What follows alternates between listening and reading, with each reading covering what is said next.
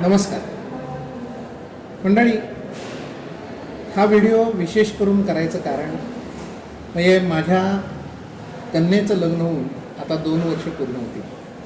ही तिच्या विवाहाची पत्रिका माझ्या हातात आहे. पत्रिका करत असताना अनंत विचार माझ्या मनात आलेले की आपण काहीतरी वेगळ्या पद्धतीची पत्रिका करावी, काय करावं असा विचार. त्यावेळेस काही जणांनी रुमालावर पत्रिका छापल्या की रुमाल नंतर वापरात येईल, तसं करावं का आणि काही करावं, असे अनेक विचार माझ्या मनात येत होते. आणि नंतर माझ्या मनात जो एक विचार डोकावला मला स्वतःला खूप आवडला की त्या पत्रिकेतनं आपण लोकांना काहीतरी छान माहिती द्यावी की जे पुस्तक म्हणून त्यांच्यापाशी राहील आणि आपली पत्रिका त्याचं वेस्टर्न म्हणून राहील, म्हणजे ज्याला आपण कव्हर असं म्हणतो तसं कव्हर म्हणून राहील. अशा रीतीचं काहीतरी करावं असं माझ्या मनात खूप येतं. मी ह्यात घालावं काय? रामरक्षा घालावी, विष्णू सहस्रनाम घालावं का काय घालावं असा विचार चालला होता. आणि एक विचार डोक्यात आला की मराठ्यांची संग्रामगीतं नावाचा 1922 साली तरुणांच्यात स्वातंत्र्याची प्रेरणा निर्माण व्हावी म्हणून दुर्गाराम आसाराम तिवारींनी एक संग्रह निर्माण केलेला होता. आणि तो संग्रह त्यातली एक काळ ऐसा होता ही प्रदीर्घ कविता लोकांना खूप आवडली, तर ती कविताच सर्वांना द्यावी, कारण तो संग्रह कुठं मिळत नाही. म्हणून या पत्रिकेमध्ये ती कविता घालण्यात आली. मग पत्रिकेची साधारण 4 पानं मला उपलब्ध होती.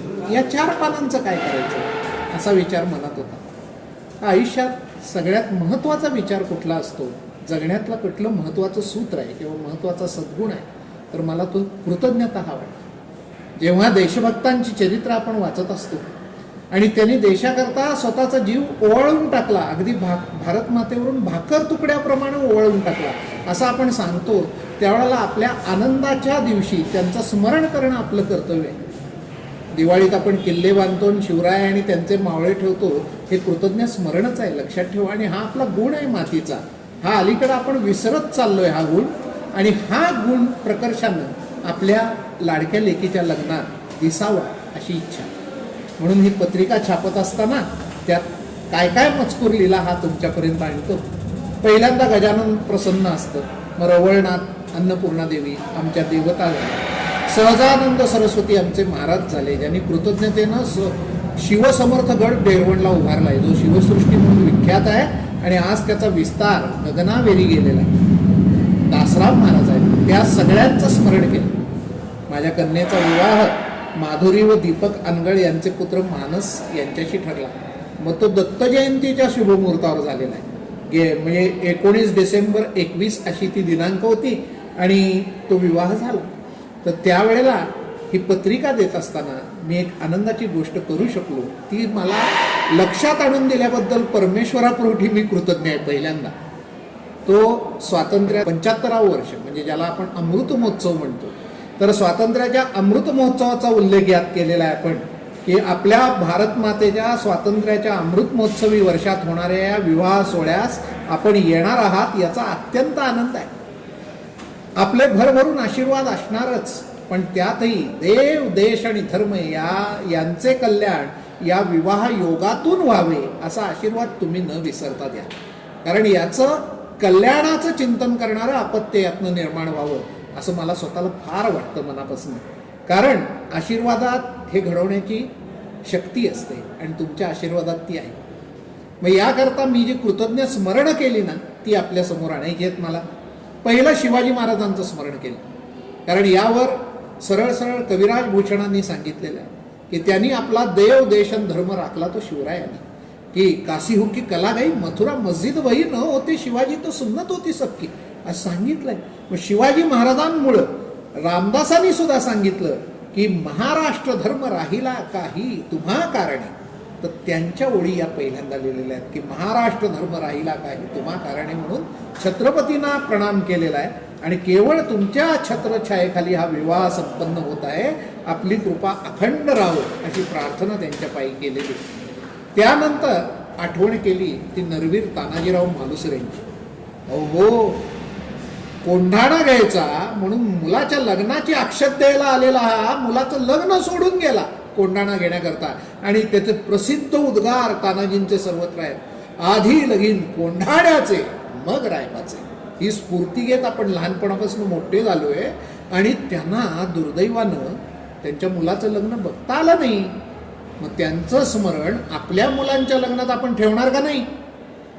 ते ठेवणारा मजकूर इथं दुसरीकडे लिहिला की आधी लगीन कोंढाण्याचे मग रायबाचे असे म्हणून मुलाचे लग्न सोडून देश कार्य असतव तानाजीराव तुम्ही बलिदान केलं.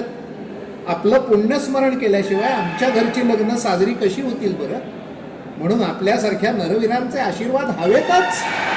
तानाजीरावांचा आशीर्वाद मागितला आणि त्यानंतर आशीर्वाद मागितला स्वातंत्र्यवीर सावरकरांचा. तुम्ही म्हणाल हे का?